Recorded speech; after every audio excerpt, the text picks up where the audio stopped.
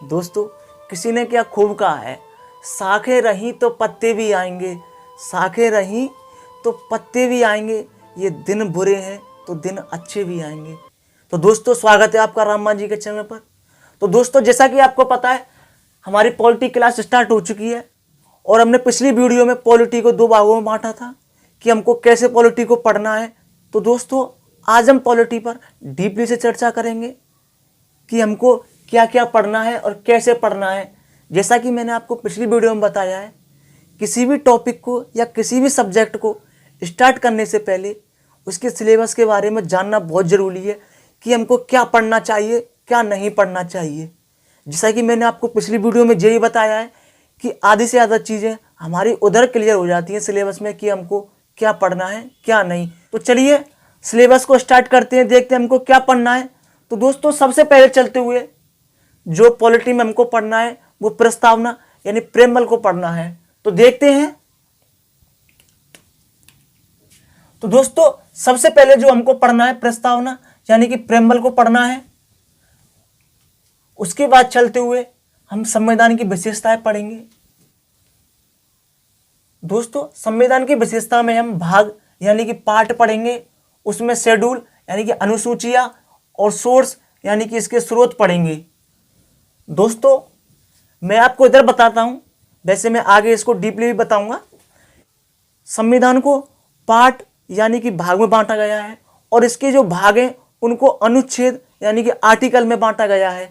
आपको ये याद रखना है कि जो संविधान है वो भागों में बांटा गया है और भाग को आर्टिकल अनुच्छेदों में बांटा गया है। जिधर भाग और आर्टिकल खत्म होते हैं उधर से अनुसूचियां स्टार्ट होती हैं। क्लियर? उसके बाद जो हम पढ़ेंगे वो संघ और उसके राज्य यानी कि यूनियन इट्स टेरिटरी पढ़ेंगे। इसके बाद चलते हुए हम सिटीजनशिप यानी कि नागरिकता को पढ़ेंगे। नंबर 5 पर हम मौलिक अधिकार यानी कि फंडामेंटल राइट पढ़ेंगे।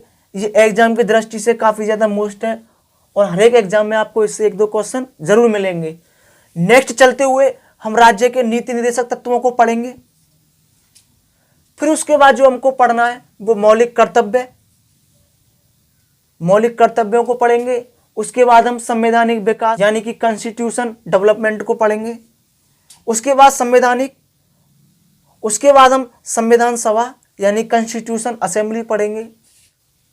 आपको इधर एक क्वेश्चन उठता होगा कि संवैधानिक विकास और संवैधानिक सभा ये तो प्रस्तावना से पहले आने चाहिए, यानी कि आपका कहना ये होगा कि संवैधानिक विकास और संवैधानिक सभा से ही पॉलिटिक्स स्टार्ट होती है।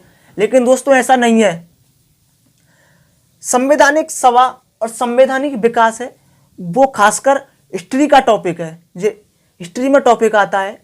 लेकिन इससे 1-2 क्वेश्चन बनते हैं पॉलिटी में, तो हम इसको पढ़ेंगे। लेकिन मैं आपके लिए चीज़ें आसान करना चाहता हूँ, ना कि चीज़ों को जटिल और कठिन बनाना चाहता हूँ।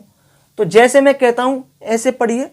संवैधानिक विकास और संवैधानिक सभा को हम पढ़ेंगे, चीज़ें इससे आसान होगी। तो चीज़ों को आसान करते हुए मैंने ये टॉपिक बीच में डाले हैं, यानी कि हम जो पॉलिटी को स्टार्ट करेंगे वो प्रस्तावना से स्टार्ट करेंगे। नेक्स्ट जो हम पढ़ेंगे वो संघ सरकार यानी कि यूनियन गवर्नमेंट को पढ़ेंगे। यूनियन गवर्नमेंट के बारे में मैंने आपको बताया था पिछली वीडियो में कि कैसे क्या पढ़ना है, उसके बारे में सरकार के बारे में पढ़ना है, लेकिन यहाँ पर संघ सरकार के बारे में पढ़ना है। तो संघ सरकार में हम जो पढ़ेंगे राष्ट्रपति यानी प्रेसिडेंट को पढ़ेंगे। उसके बाद राष्ट्रपति की शक्तियां यानी कि पावर ऑफ प्रेसिडेंट को पढ़ेंगे। पावर ऑफ प्रेसिडेंट के बाद हम उपराष्ट्रपति को पढ़ेंगे। फिर उसके बाद हम प्रधानमंत्री यानी कि प्राइम मिनिस्टर को पढ़ेंगे। नेक्स्ट उसके बाद काउंसिल ऑफ मिनिस्टर यानी कि मंत्रिपरिषद को पढ़ना है। फिर महान्यायवादी अटॉर्नी जनरल को पढ़ना है। क्लियर दोस्तों? नेक्स्ट जो हमारा टॉपिक आएगा वो संसद आएगा यानी पार्लियामेंट। पार्लियामेंट में हमको लोकसभा को पढ़ना है।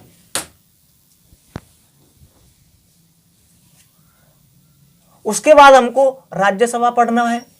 राज्यसभा के बाद हमको बजट के बाद हमको पार्लियामेंट्री कमेटी यानी कि संसदीय समिति को पढ़ना है।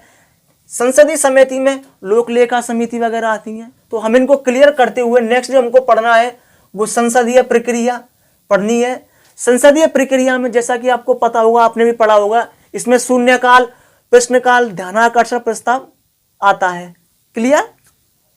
तो हमको इसमें क्या पढ़ना है? शून्यकाल वगैरह, प्रश्नकाल और ध्यानाकर्षण प्रस्ताव के बारे में पढ़ना है। नेक्स्ट जो 12 नंबर पर आता है वो राज्य सरकार यानी कि स्टेट गवर्नमेंट के बारे में पढ़ना है। स्टेट गवर्नमेंट में हमको राज्यपाल यानी गवर्नर पढ़ना है।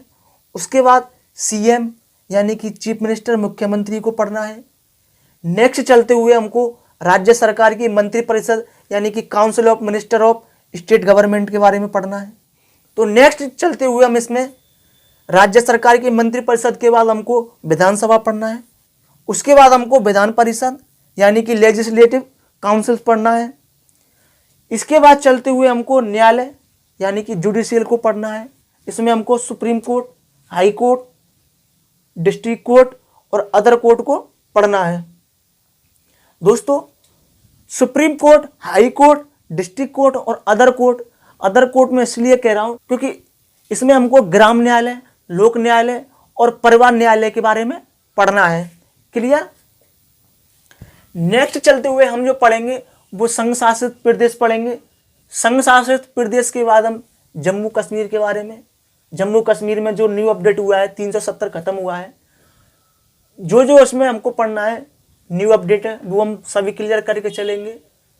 नेक्स्ट जो हमको पढ़ना है वो ऑर्गेनाइजेशन को पढ़ना है।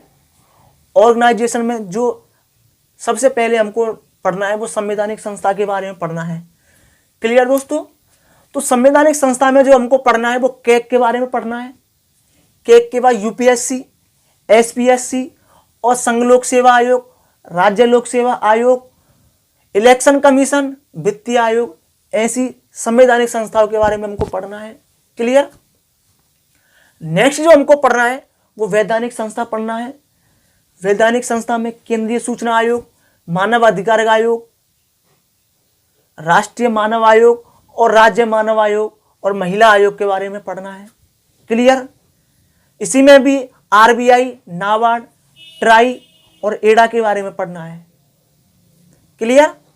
नेक्स्ट जो हमको पढ़ना है इसमें यानी कि ऑर्गेनाइजेशन में कार्यकारी संस्था के बारे में पढ़ना है।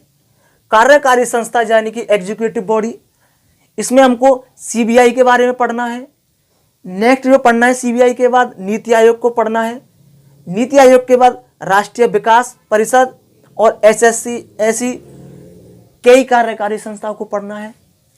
तो दोस्तों, ये था हमारा पूरा सिलेबस कि हमको कैसे क्या पढ़ना है। मैंने कम समय में आपके पास पूरा सिलेबस देने का प्रयास किया है। दोस्तों, ये हमारी पूरी रणनीति होगी कि हमको कैसे पढ़ना है और क्या पढ़ना है। तो दोस्तों, मिलते हैं नेक्स्ट सेशन में नेक्स्ट वीडियो के साथ। Take care and thank you.